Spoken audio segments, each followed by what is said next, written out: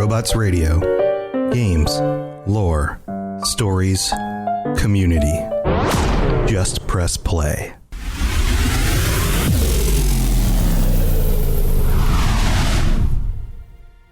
Welcome to the Fallout Lorecast, the podcast that explores the boundaries of our knowledge about the world of Fallout. Have you ever wondered exactly how big each of the maps in the Fallout games is? And I'm not talking about the size they're supposed to be. This idea that, well, if you're in a real-world location, then that real-world location is roughly this size. No, I'm talking about the size that the maps actually are. If you were to walk from one end of a map to the other, what is the actual distance there? What is the square mileage of, say, the actual Fallout 3 map, or Fallout 4, or the Big MT, for example? Well, I've done the research, and I have some real-world locations that I will share with you that will help put these in perspective. And we're going to start with the smallest and end up all the way at the biggest, and we have 12 different locations to go over. So I'm excited to get started. Let's do it.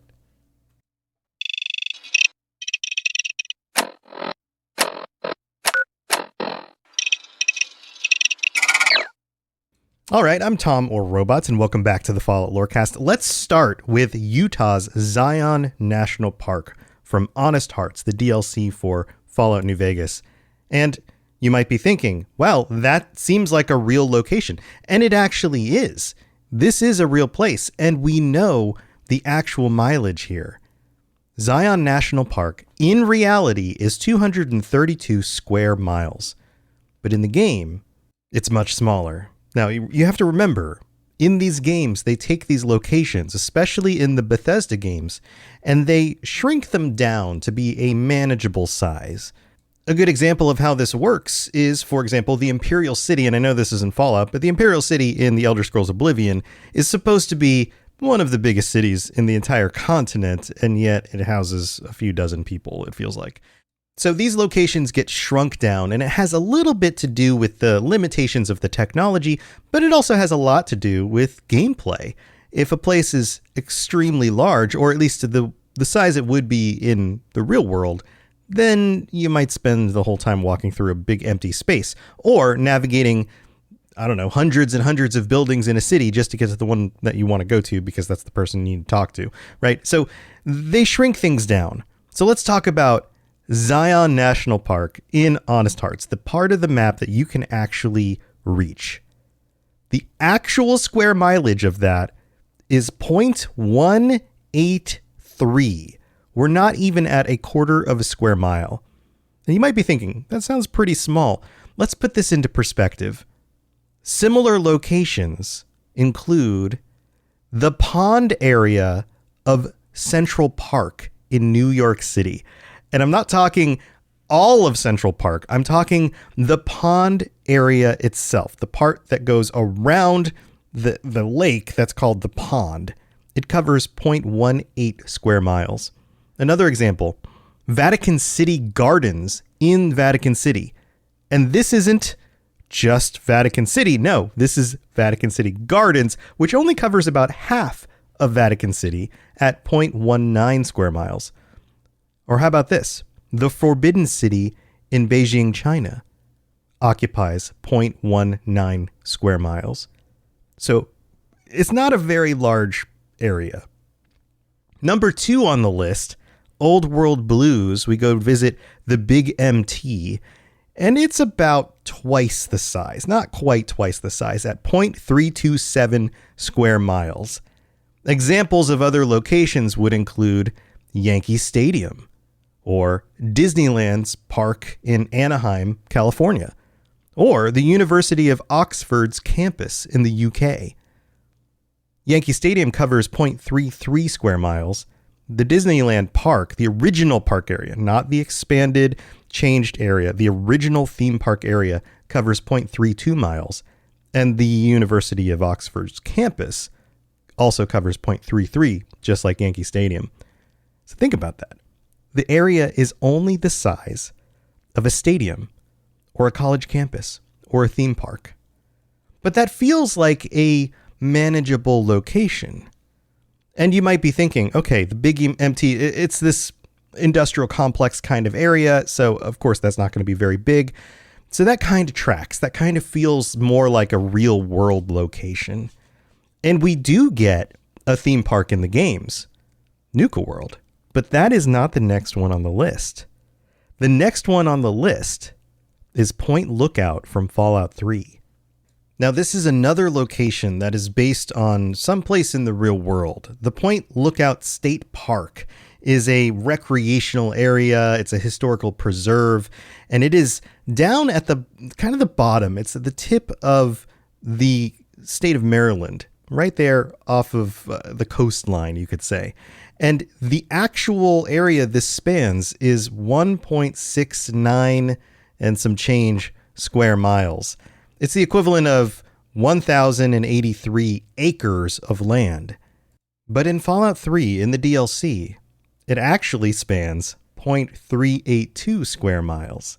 This is a very small fraction. It's about a fifth of the size of the actual area. Not even a half a mile. Now, there are some real-world locations that can help put this into perspective. The Louvre Museum grounds in Paris, France, for example, spans 0.38 square miles. So if you've ever been to the Louvre, think about the entire grounds, not just the building. The entire grounds spans about the same amount of area. Or if you've been to New York City, another wonderful location a lot of people have visited at some point, especially if you live in the U.S., Rockefeller Center covers 0.38 square miles. This includes the buildings and the outdoor areas, the entire complex. Another place that I've never been, but maybe you've heard of it, is Monacoville in Monaco. This is the historical part of Monaco. This is 0.39 square miles. So if you find yourself walking around the Louvre or Rockefeller Center in the future, then be thinking, hey, this is roughly the same size as Point Lookout in Fallout 3. But I have a feeling the people you meet will be a little bit different.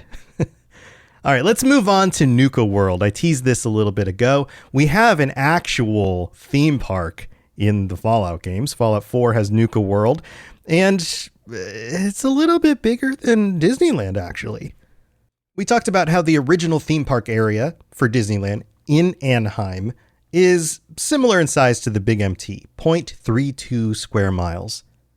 Well, how big do you think Nuka World is? Would you believe that it is 0.6 square miles, just a little bit more than half a square mile? So double the size, roughly, of the original area of Disneyland. And this is actually very similar in size to the Singapore Botanical Gardens in Singapore. Now, this isn't a place that I've been. I have a feeling most of us haven't been there. But this is a very famous location, and it is actually just about the same size, 0.6 square miles. Now, you may have visited Minnesota before and gone to the Mall of America. Now, this is the largest shopping mall in the United States. It is gigantic. If you've been to a shopping mall before, now take that and multiply it multiple times.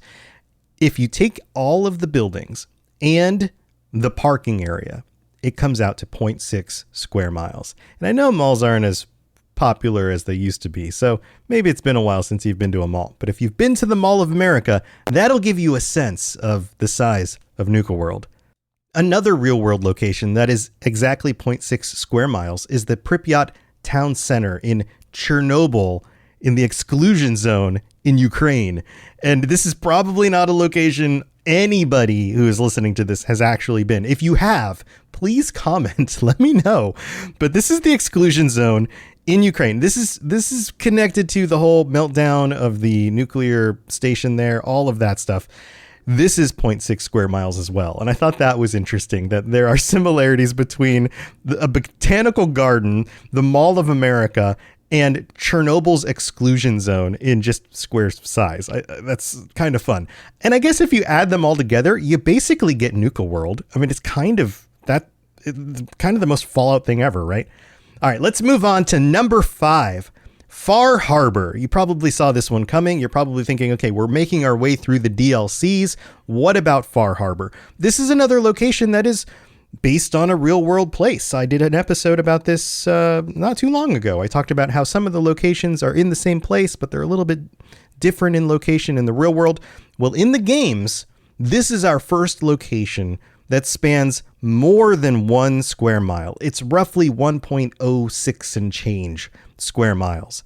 And oh, by the way, a lot of these calculations come from a post on Reddit, and the original poster's account is deleted at this point, but they took all of these maps, they laid them out, and then they compared them and then put them in square kilometers, which I have now changed to miles since most of our listeners live in the US.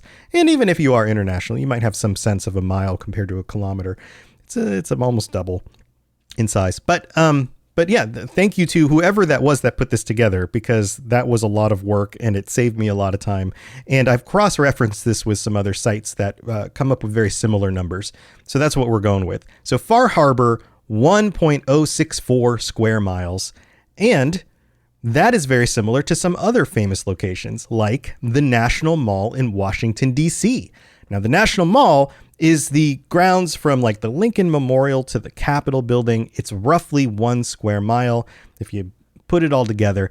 And you might be thinking, oh, well, that sounds a lot like one of those locations we go to in Fallout 3. Absolutely, it does. And so it's interesting to think about Far Harbor being a small section of the Fallout 3 map, which it actually is. And we're going to get to those numbers in a minute. This is also very similar to Hyde Park in London. If you've been to London, you've been to Hyde Park. About 1.06 square miles for Hyde Park.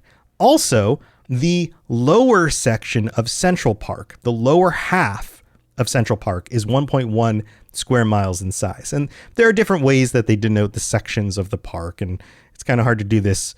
It's a visual thing, but if you're listening on the audio podcast, it's a little bit hard to denote that. But know that it's about half the size of Central Park. All right, now we're finally on to Fallout 3, the first actual game. How big do you think Fallout 3's map actually is? If you were to walk from one side to the other, from the top to the bottom, from the left to the right, and I know there are locations that you can't actually clear, so you have to go through the subway. It's a little confusing to try to add all of this up, but the number that this comes out to is 3.267 square miles. So 3.25 roughly square miles. Now, what real-world locations are similar to that? Well, if you've been to Las Vegas in Nevada, or Nevada, as I've been told is the proper way to say it by people who live there, in the U.S., if you've been to the downtown area of Las Vegas, it occupies roughly 3.3 square miles, so slightly larger. If you've been to Santa Monica, for example, in California, the city area of Santa Monica is 3.4 square miles. Or if you've been to another location, all of these locations are over on the west coast of the U.S., but if you've been to the Golden Gate Park in San Francisco, this is an urban park area that spans 3.3 square miles. So the next time you go take a trip to Las Vegas, either for fun or maybe you're going to a convention for work. I know I've been there for some of the Elder Scrolls Online conventions, which were super fun. And you're looking around the city, realize that if you were to walk the downtown area from one side to the other, it would be very similar to walking across Fallout 3. Now let's move on to number 7. These keep getting bigger, and I've got 12 of them to get through. Number 7 is the very next game in release order, and that's kind of interesting because of the way this goes. Fallout 3 and then Fallout New Vegas, slightly bigger, almost exactly the same size though, but slightly bigger at 3.283 square miles. Now you might be thinking, that seems like a very small difference. 3.267 versus 3.283. It's a very, very small difference. Now you have to remember, think about the way the maps are laid out. Fallout 3 looks like a big square. And sure, there are some locations on that map you can't get to, but most of it is traversable. Some places you have to go underground through the subway in order to pop out somewhere else on the map. But for the most part, it feels like one contained section of a world. There just might be some buildings that are in the way that you can't actually walk on. When it comes to Fallout New Vegas, you have mountain ranges. One of the things I remember when New Vegas came out, and I remember experiencing this like in person in the games, was that you can't actually go past certain locations. There are solid invisible walls that keep you from moving from one place to another. You can't climb over every mountain, for example. You can't Skyrim horse over every mountain. You have to walk around. So when you actually look at the walkable area, the area of the map that you can actually go to, the map looks bigger than it actually is. And when this is all added together, it comes out to 3.283 square miles. Now, this is similar to other locations, and you might think it's probably pretty similar to the Fallout 3 similarity locations that I already mentioned, in places like Las Vegas and Santa Monica, but I've got some new ones for you. New York City's financial district, this includes Wall Street and the surrounding areas, is roughly, get this, 3.28 square miles. Downtown Chicago, if you've been to Chicago, you've gone and looked at all the big tall buildings, that is 3.3 square miles. Now, this includes the downtown core area, the parks, the commercial districts around that area, 3.3 square miles. Also, and I mentioned this on a previous one, Vatican City, not Vatican City Gardens, the entirety of Vatican City itself, 3.3 square miles. And I thought this was interesting because these are three very well-known locations in the world, three major cities for very different kinds of reasons. New York, downtown Chicago, and Vatican City. Now, don't get it confused. This isn't all of New York City or all of Manhattan. That's still to come. Let's talk about Fallout 4. Fallout 4 expanded on the maps from Fallout 3 and New Vegas. It got a little bit bigger. 3.762 square miles. About a half a square mile larger in size. It's like they took Fallout 3 and they added on Point Lookout. Well, Point Lookout plus Honest Hearts. They added these on together. Fallout 4, 3.762 square miles. This is the same as the city of Beverly Hills, California, which is 3.7 square miles. Or, we mentioned half of Central Park earlier, all of Central Park covers about 3.77 square miles. And if you decide that you're tired of these northern cities, or maybe it's winter and you want to get out of the cold, head down to Miami Beach, Florida. The main part of Miami Beach is approximately 3.8 square miles. So if you're looking for a vacation, think about Fallout 4 when you're down there. All right, we need to take a quick break. I'm going to get to the last three on my list, and you might be thinking now at this point, last three? That's right. We've got Fallout 76 to talk about, Fallout 1, Fallout 2, and a bonus one that is going to blow your mind, so don't go anywhere. It's time for that spring reset. I'm taking a look at everything in my closet and figuring out that, oh no, this absolutely needs to go. And it's about time I replace things so that my clothes aren't older than my 15-year-old. Now you might think that they lasted that long because they were well made, but no, they're in terrible condition. Unlike the new jeans I just got from Quince. Jeans have always been my personal go-to because you can kind of wear them for lots of different things, but maybe they're not your thing. Maybe you're looking for, 100% European linen with insanely soft flow knit activewear fabric. It's definitely getting warmer, and their flow knit activewear is moisture wicking, anti-odor, and soft enough that you'll actually want to wear it every day. So pick out what you want. You can't go wrong because they have prices 50 to 60% less than similar brands. And like I said before, they are high quality. I continue to wear their clothes all the time, and I know that these new jeans are going to last me a lot better than the other things in my wardrobe. And on top of it, they look great. They're so comfortable, and I spent just as much on the jeans that I am now cleaning out of my wardrobe. So if you're looking for something better, just all around better, go check out Quince. So go do it right now. Refresh your wardrobe with Quince. Go to quince.com/falloutlore for free shipping and 365-day returns. Now available in Canada too. Go to quince.com/falloutlore. or free shipping and 365-day returns. Quince.com/FalloutLore. Hello there, old chap. Good to see another of General Atomic's finest, still eager to serve. All right, here we are in the middle of the show. This is where we get to welcome our newest patrons, including Maximus, who might be from the TV show. You never know. And Remy G, welcome to the Patreon. And thank you to all 104 of our current patrons. All of you are amazing. Also, I have to shout out our Sentry bot, Atley Morton. Thank you for your support as well. You get shout outs every week. If you are interested in joining and supporting the show, making this something I can keep doing, and I really do appreciate all the support, or getting all sorts of cool stuff like ad-free episodes or stickers or t-shirts or joining us for our patron chats, head over to patreon.com/FalloutLorecast. Check out all the different stuff. You can even sign up for free if you just kind of want to stay in the know and get some notifications when things pop up, new episodes, or hey, maybe I'm on vacation this week, or that kind of stuff. So head on over there, see what you think. Also, we've got some new reviews to read out. This is kind of an odd week for reviews. This one comes in from Vault Dweller Lee Wells in Great Britain, who writes, and I don't know if there's a typo here, but we're going to go through it. Top-notch content. I discovered this podcast recently on Spotify, and I listened to the first few episodes in series.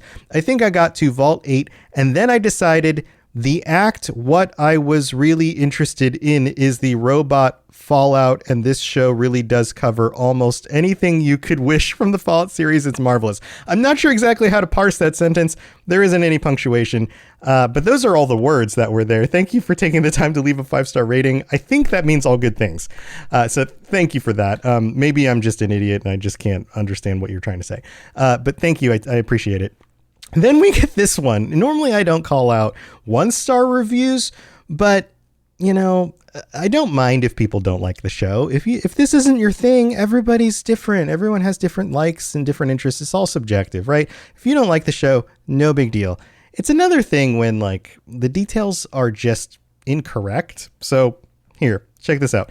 I'm not going to name the person. It says pretentious. That's unfortunate. And then it says, this host is really into himself. That's also unfortunate. I hope I don't come across like that. A 30-minute episode has about 10 minutes of ads. First of all, that's impossible. There are not enough ad slots for 10 minutes of ads. There's not even enough ad slots for half of 10 minutes of ads. Chances are, on average, and I've got statistics on this, the most time people spend listening to ads is 1.5 to 2 minutes on average of every 30 minutes. So that's not possible. The host trying to sell you that his other shows for 5 minutes, and him repeating himself repeatedly. Ironic, but I did have a thing I was plugging into all of the episodes. It was dropping into the episodes, just reminding people that I have other podcasts. You may have heard it show up over the last week or two. It was only in the mix for a week, and that was it. And maybe they listened to one of the early episodes where I happened to mention I was starting another show or something. So now they think I'm being redundant. That's unfortunate as well. All in all, there's probably 5 minutes of actual Fallout lore during the episode. The host doesn't seem to do his own research and doesn't even write his own podcast. Literally just reads off of Wikipedia. I've referenced the Fallout wiki, but I've only maybe once or twice ever referenced Wikipedia, and it's usually because of a real world location or something that I wanted to call out. So that's not true. Then goes on some diatribe trying to sell you his other projects. Quote, you didn't earn the knowledge for yourself, so you don't have any respect for it. Really reads true for this podcast. Yeah, this is a really unfortunate comment. I don't know if I just pissed somebody off or something. I'm trying to not be mean to people, but there you go. So if you'd like to help balance the force and leave a 5-star review with some actual facts about the show, that would be wonderful. And if I am coming across this way, please let me know, because I do everything I can in order to make the show as good as I possibly can for the listeners. So there you go. All right. Well, thank you for the reviews, including this one, I guess, and for supporting the show. Let's move on. We've got some more places to talk about. Here we go. If you have any questions about Nuka World, I'd be delighted to answer them. All right, moving on. Let's talk about Fallout 76. Now, I mention this pretty regularly when talking about the map in Fallout 76, how it is roughly 4 times bigger than that of Fallout 4. But what is the actual square mileage? Like, what would happen if you tried to walk across it? Well, turns out it comes out at right about 16 square miles. And that tracks because Fallout 4 is just under 4 square miles. 4 times 4, do the math, 16, pretty close, right? And most of the locations you can see in Fallout 76 are traversable. So that adds up to a little bit of extra mileage there. So 16 square miles. What else is roughly 16 square miles? Well, let's start with the Santa Catalina Island. And this is specifically the Avalon area. And this is also in California. This is approximately 14 square miles, but we're getting kind of close. And at this size, we're going to have a number of different islands because this is a good island kind of size. So that includes Mackinac Island in Michigan, or off the coast of Michigan, which is also around 16 square miles. This is in Lake Huron. Huron? I don't know how to pronounce that. And then also Great Exuma in the Bahamas. This is part of the Exumas in the Bahamas. It's known for its beautiful beaches and clear waters. There's some settlements there and some other natural things going on. So if you've been to any of these locations, I know they are not the most popular location in the world, but when you think about Fallout 76, we think about Appalachia. We think about being in places like West Virginia, but the actual size is closer to one of these islands in the amount of landmass that you can actually traverse. So now we have to move on past the Bethesda games to the original games in the series. And if you've played Fallout 1 and Fallout 2, you may have noticed that Fallout 2 is bigger in size area than Fallout 1. Now, they also work differently. In any of the Bethesda games in the series, you can kind of walk through. They're all in 3D. You walk through from one location to another, and it feels a lot more like traversing a real space in the real world because the world is 3-dimensional around you. Fallout 1 and Fallout 2 are 2-dimensional. You're looking down on a grid, and the math for the way the grid works out is what we have to use to figure out the actual traversable area. Also, Fallout 1 and Fallout 2 take place over huge swaths of land. The locations in those zones, and this is an example we can use. In Fallout New Vegas, you have locations that are inspired by or based on real locations, and they all get kind of moved around. If you look at a map that shows where they're supposed to be, it's much more stretched out and it's much more further apart. In Fallout 1 and Fallout 2, we also have these real world locations, actual places that you could go in our own world, but they are not as condensed as what you would see in the other games because you can't physically walk from one place to another. It's not really how it works. There's an overworld map. So the math here works out a little bit differently because you can't really walk from one side of a map to another. So we have to go with something that's a little bit closer to reality, but still based on the way the map's design works. And there's an article from thegamer.com that covers all of these locations, but for the locations I've talked about already, talks about their real world-ish size, which comes out a lot bigger than what I've noted in this episode so far. So going with that, Fallout 1 covers 60,917 square miles. We are starting to hit massive amounts of land. That's a zone that covers parts of California, Nevada. This is a map that is very, very large. So what is roughly the equivalent to 60,000 square miles? Well, it's tough to find things that are exactly 60,000 square miles, but some locations that are close include the entire state of Florida. And now I know you're probably thinking the state of California plus parts of Nevada and some, New Mexico, that's bigger than the state of Florida. But remember, this is somewhere between the real world span of where these locations are representing and what is actually traversable according to the grid in the map. So when you condense that down a little bit, not as much as a place like New Vegas, you end up with the state of Florida. 60,000 square miles. And believe me, I've driven from one side of Florida to the other. It takes a long time. That state is longer than you might expect. This also includes the country of Syria. Similarly, 71,000 square miles. Now, I know this is a little bit bigger than the 60,000, but on a similar scale. And then also the country of Uruguay. So if you've been to any of those locations, chances are more likely you've been to Florida than Syria or Uruguay. But these are real world locations. This is on par with the size of some states and the size of some countries. So pretty massive. Now let's move on to number 11, Fallout 2. Fallout 2 is double the size of Fallout 1 at 126,055 square miles. And there are some other states and countries that are similar in size, including New Mexico. And I thought this was interesting because the map of Fallout 2 expands through places on the west, right? Places like New Mexico. All of New Mexico together in the real world is 121,590 square miles. The country of Poland is 120,000 square miles, 733 for the change part. And then also on the West Coast, also a location that makes sense for Fallout 2, the state of Nevada, which comes in slightly smaller at 110,577 square miles.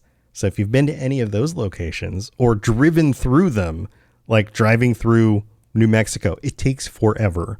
And it's a lot of just, dusty desert land. So we have one more bonus one. That is 11 of the main locations that you can go to across the Fallout games. But you might be thinking, well, there are some other Fallout games out there. And on lists that have been released by different people at Bethesda, they've included this game in the list of canon games, Fallout Tactics. Now, this is not a game that most people have played, but it is the game with the largest section of map across all of the Fallout titles. Fallout Tactics spans 304,000 square miles, 585. So a little bit of change there on the end. So almost 305,000 square miles. Now, what is even close to this? Now, in order to look for things on the scale of 300,000 square miles, it gets very difficult. There are less and less actual real world locations where you can kind of zoom in and be like, well, it's roughly this much without having to go a little bit less or a little bit more. So let's start with the country of France. 248,599 square miles. And this is just what is called the metropolitan area. This doesn't include overseas territories or islands, other things like that. This is just the part of France that is right there, smack dab on the western side of Europe. 248,000 square miles. This includes regions like the Alps, like as part of this landmass. If we go up a little bit from there, we end up with the state of Texas. This is the second largest state in the United States after Alaska. It is gigantic. I was joking about driving through New Mexico and how that can take forever. Texas, drive through Texas sometime.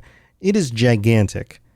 The actual mileage here, 268,596 square miles. Lots of diversity again.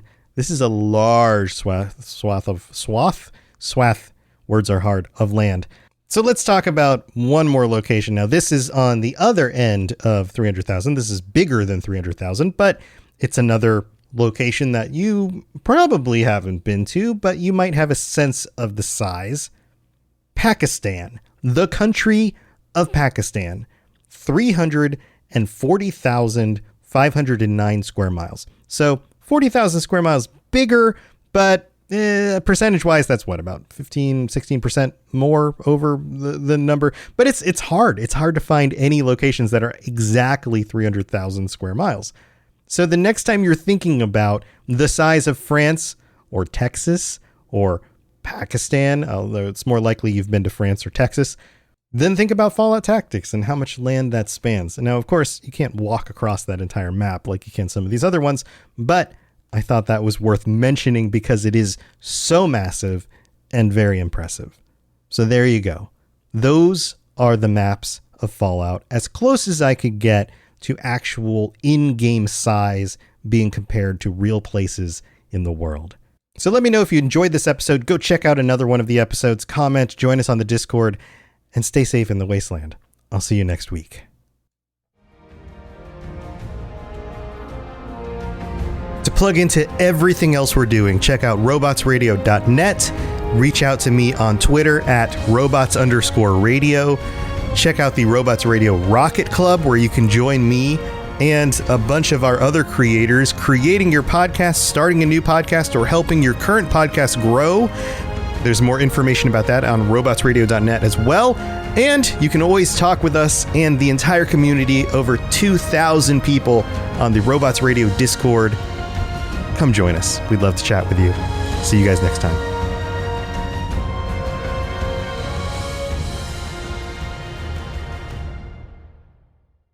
Now at McDonald's, a McDouble is $2.50, so you can get your gym gains on, or just get lunch for only $2.50. Get more value on the under $3 menu. Limited time only. Prices and participation may vary. Prices may be higher for delivery. Ba-da-ba-ba-ba.